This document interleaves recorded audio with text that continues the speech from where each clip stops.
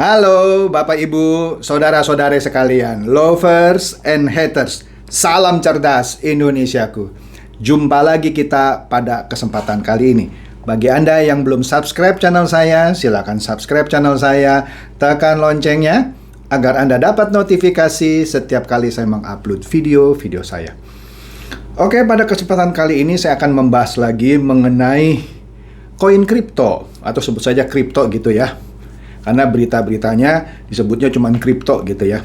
Nah, di sini ada yang menarik, yaitu mengenai ditetapkannya kripto itu sebagai sesuatu yang haram oleh MUI, Majelis Ulama Indonesia, dan NU, Nahdlatul Ulama. Menarik kan? Apalagi di negara yang mayoritas penduduknya adalah yang beragama Islam. Nah, mari kita lihat, ada banyak berita, kita lihat di Kompas saja ya. Ada dua berita di Kompas. Yang pertama kita bahas dulu pendapatnya MUI. Kemudian yang satunya lagi tetap masing MUI, tetapi di bagian akhirnya ada juga pendapat dari NU atau Nahdlatul Ulama. Nah, tapi sebelum itu saya mau menegaskan lagi posisi saya mengenai koin kripto. Saya kan pernah membahas mengenai Bitcoin 1, Anda bisa lihat di sini. Di situ saya terangkan apa itu Bitcoin, dasar pembentukan Bitcoinnya seperti apa, dan segala macam. Di situ kemudian pembahasan mengenai Bitcoin yang video nomor 1 itu saya lanjutkan ke pembahasan Bitcoin nomor 2. Anda bisa lihat di sini yang Bitcoin nomor 2. Oke. Saya terangkan juga teknologi di belakang Bitcoin, yaitu blockchain, dan cara penambangannya, dan seterusnya. Jadi kalau Anda bilang saya nggak ngerti kripto, Anda salah ya. Nah, tapi kalau Anda bertanya kepada saya, Pak, di Bitcoin 1 dan 2 seakan-akan Bapak memusuhi kripto, Anda juga salah. Saya tidak bilang saya memusuhi kripto, tetapi saya tidak menyentuh kripto. Itu yang lebih benar. Begini, saya sudah terangkan di Bitcoin 1 dan 2 bahwa mata uang kripto adalah mata uang angin. Kalau Anda pencipta kripto, nggak usah marah sama saya. Setiap orang punya pendapat yang beda-beda ya. Nggak usah lah mentang-mentang saya bilang kripto itu adalah mata uang angin, terus tapi Anda pencipta kripto, Anda mau marah sama saya. Tapi kalau Anda mau marah sama saya, itu urusan Anda. Saya kan nggak bisa melarang orang untuk suka atau memarahi saya, nggak ada urusan ya. Tetapi berpikirlah terbuka. Anda lihat video saya Bitcoin 1 dan 2, saya terangkan di situ bahwa setiap orang punya kemampuan untuk membuat uang kripto karena tidak dibutuhkan apa-apa kecuali keahlian programming dan komunitas yang besar yang mendukung mata uang kripto itu. Makanya dari ribuan mata uang kripto yang dibentuk juga dari angin, cuman modal programming. Walaupun belakangan ada orang yang membuat kripto dengan underlying aset emas misalnya, tapi itu lain contoh lah. Kebanyakan mata uang kripto nggak ada dasar asetnya, nggak ada. Kalau mata uang suatu negara, mau itu rupiah, yen, atau dolar, ada dasarnya yaitu cadangan emas. Walaupun sekarang itu juga sudah dilanggar. Tetapi bank sentral masing-masing negara menjamin mata uang itu. Sedangkan kripto tidak ada yang menjamin, tidak ada yang mengatur. Ya kan? Sekali lagi, setiap orang bisa membuat mata uang kripto. Bisa ada yang berhasil seperti yang Bitcoin yang fenomenal, ada yang hancur jadi koin sampah, menghabiskan uang orang bahkan dibawa kabur. Seperti apa? Kriptonya Squid Game itu, Anda kan sudah saya terangkan ya.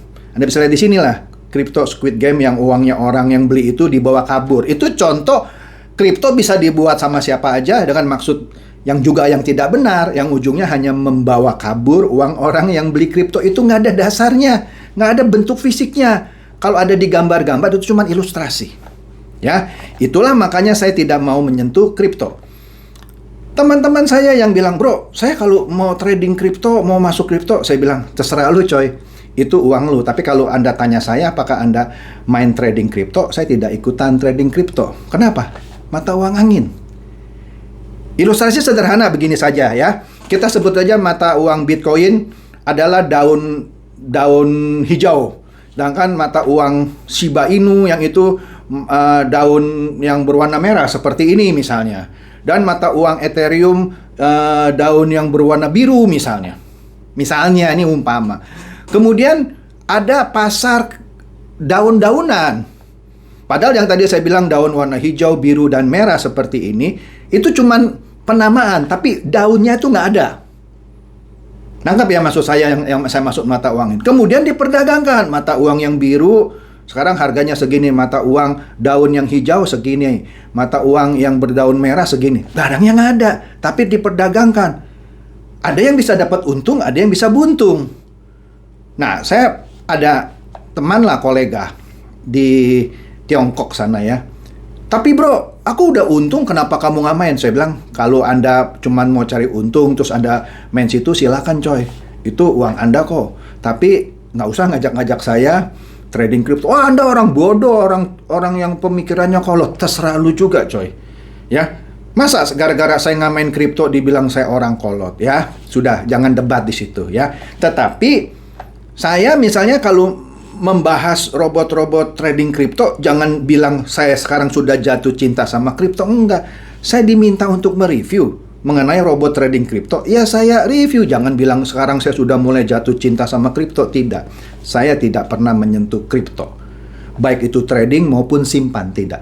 Bapak blow on, itu Bitcoin naik lagi, coba kalau Bapak simpan, kan untung. Nggak apa-apa coy, saya tidak pernah menangisi itu, karena memang saya nggak peduli ya. Kalau Anda bisa bikin cuan, silakan. Oke. Itu posisi saya mengenai kripto ya. Nggak suka, kita biasakan sepakat untuk tidak sepakat. Tapi gara-gara pendapat saya beda sama Anda pencipta kripto, mau benci saya, mau bully saya, monggo. Tapi yang cerdas kalau bully saya. Oke? Tidak main kripto bukan berarti saya orang blow on. Jangan-jangan Anda yang suka main kripto justru blow on, percaya sama robot kripto, misalnya Mark AI yang sudah bawa kabur uang Anda. Oke? Terima nasib.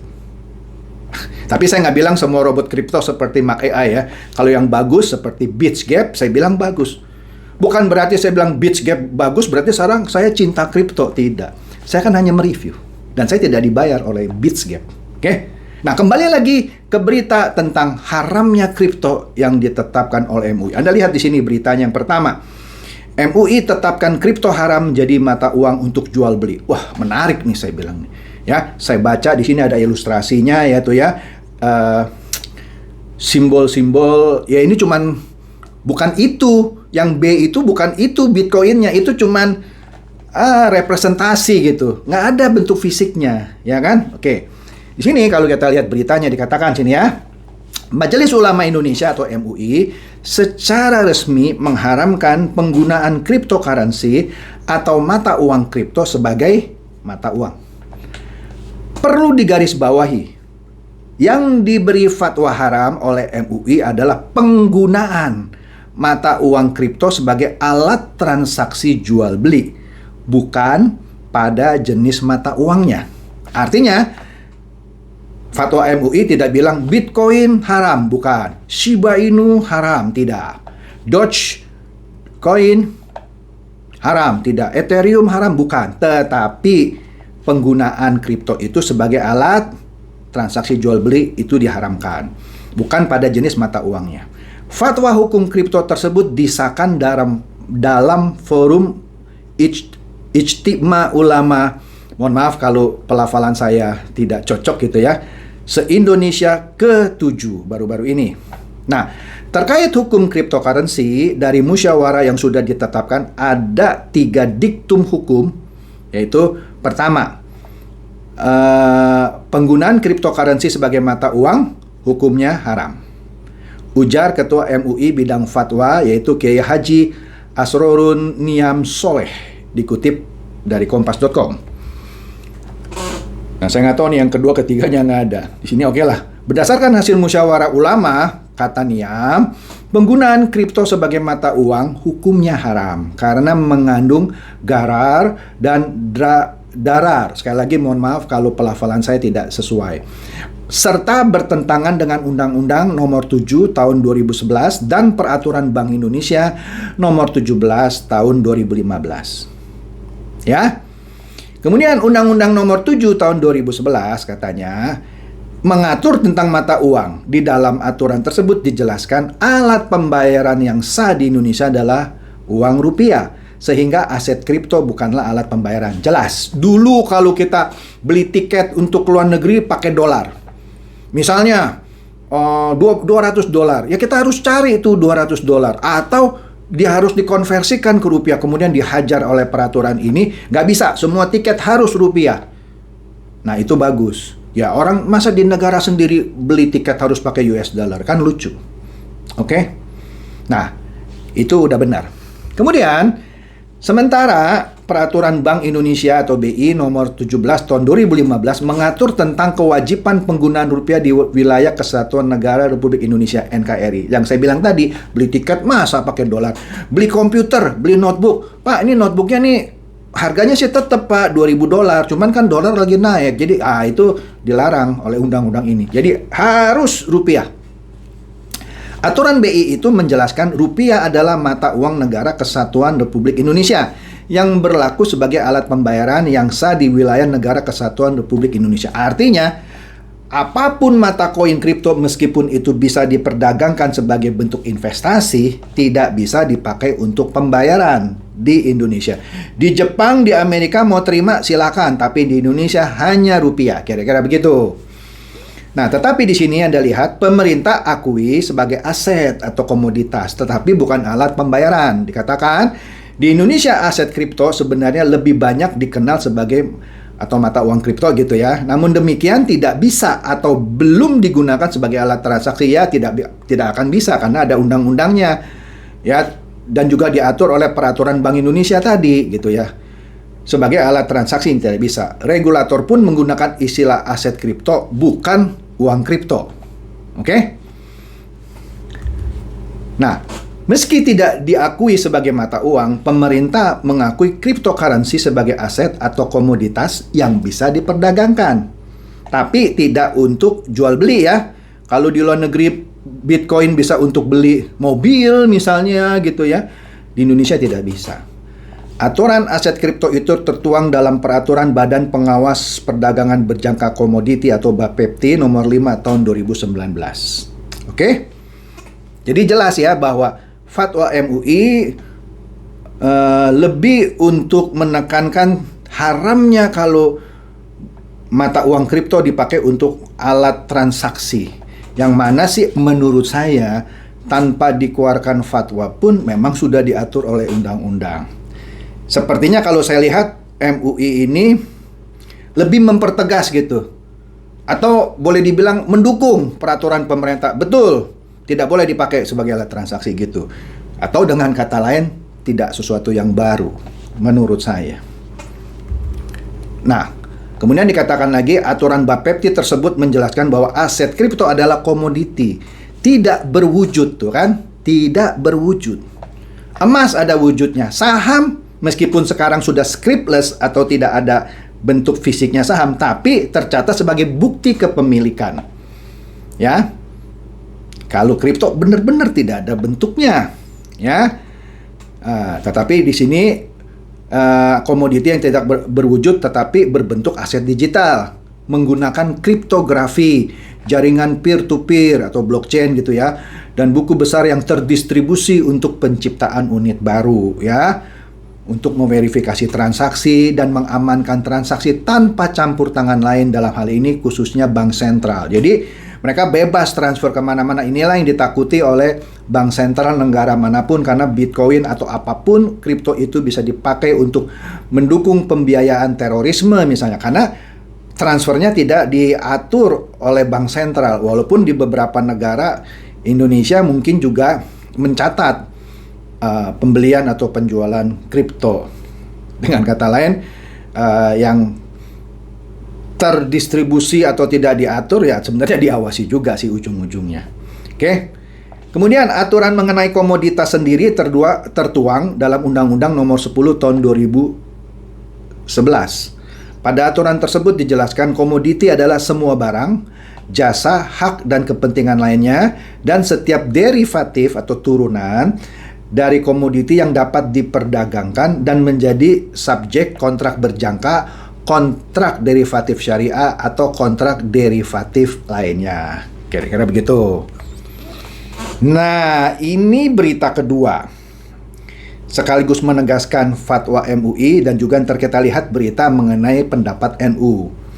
Nah, di sini dijelaskan alasan MUI haramkan kripto sebagai mata uang dan tidak sah diperdagangkan.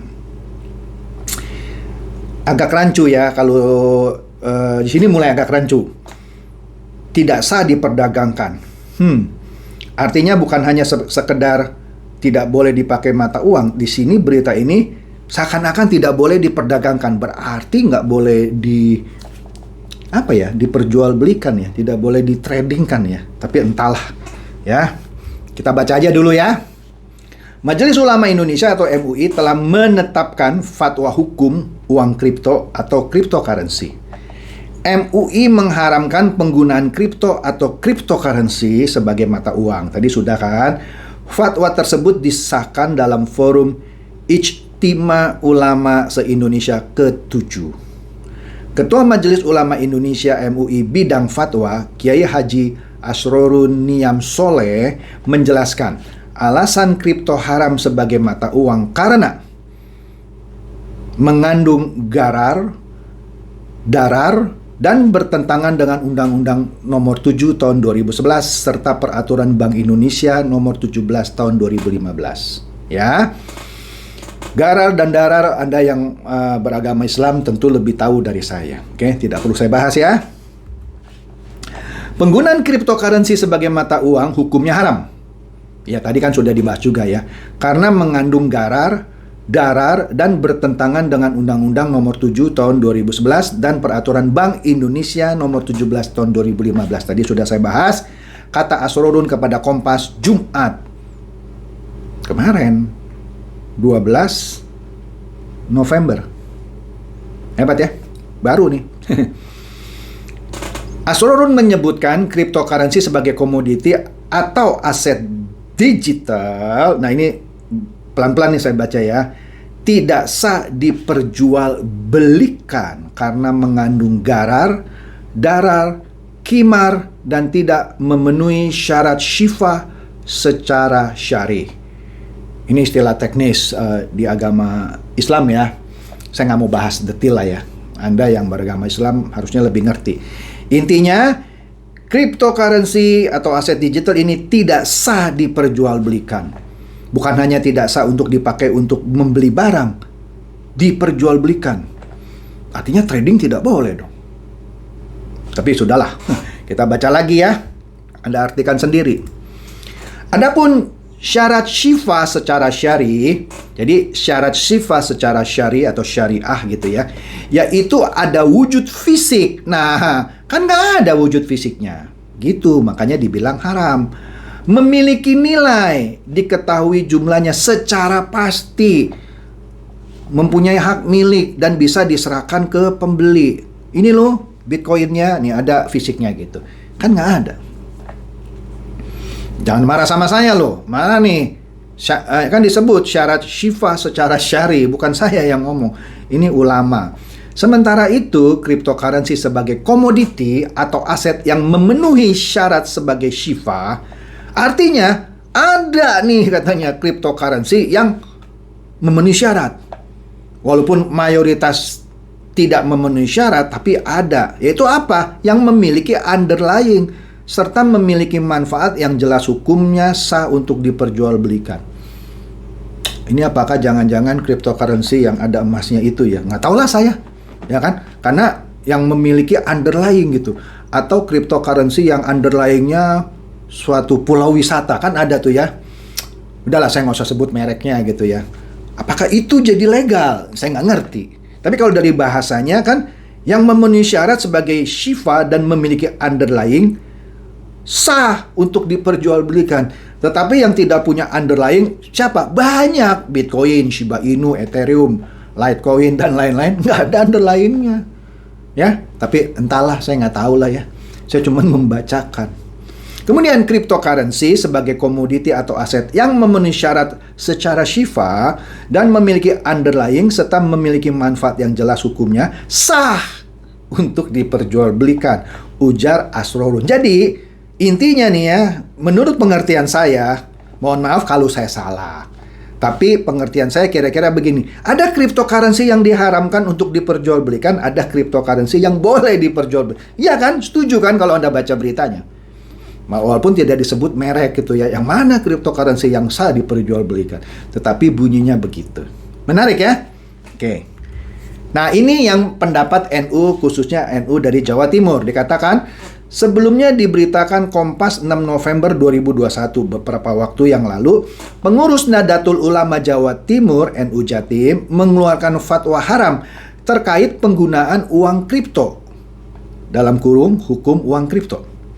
Ketua PW LBMNU Jawa Timur, yaitu Ahmad Asyar Sofwan, komplitnya gitu ya, menjelaskan alasan utama pihaknya mengharamkan penggunaan uang kripto karena tidak memenuhi kaidah komoditas yang diperdagangkan.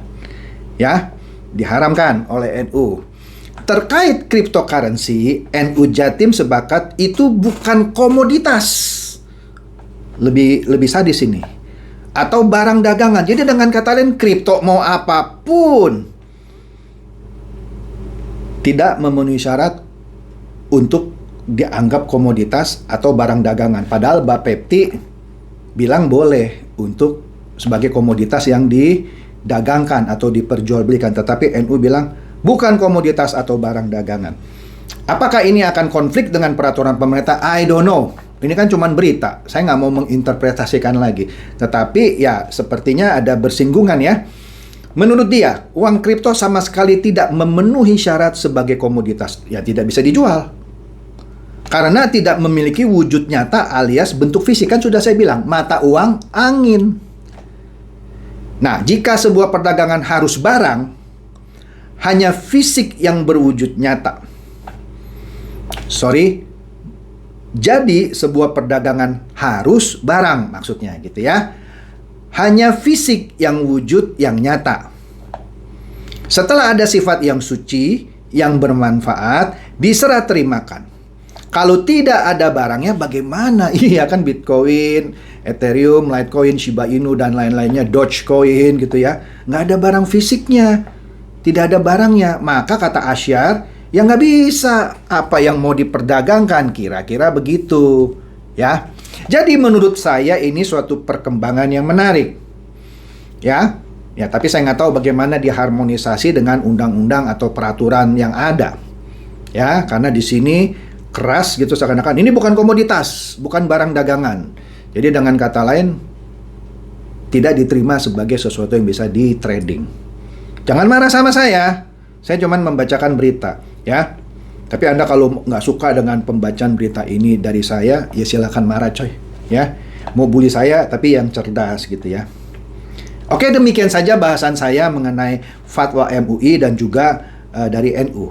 Semoga ini mencerahkan dan mencerdaskan Anda semua. Silakan share video saya ini kepada teman-teman, sahabat, atau kerabat supaya mereka juga boleh tercerahkan. Seperti biasa, terima kasih.